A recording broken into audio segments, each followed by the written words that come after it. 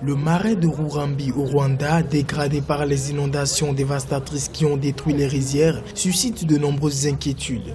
À cet effet, le gouvernement a alloué une enveloppe financière d'1,3 milliard de francs rwandais au financement de la restauration de 850 hectares de la rivière Urambi Marshlands. Les problèmes d'irrigation, les problèmes de fertilité, du fait du manque d'eau, sont très préjudiciables à la production du riz de façon extensive. Ensuite, on pourrait citer la prolifération des végétaux flottants et nuisibles qui entravent la culture du riz de façon exponentielle. L'année 2018 fut celle de tous les désespoirs car les inondations ont détruit les plantations et fait perdre aux producteurs des investissements estimés à plus de 300 millions de francs rwandais. Sur les 3000 tonnes de riz attendues à la récolte, une bonne partie perdue est chiffrée à environ 900 millions de francs rwandais, comptabilisés en fonction de la vente des produits.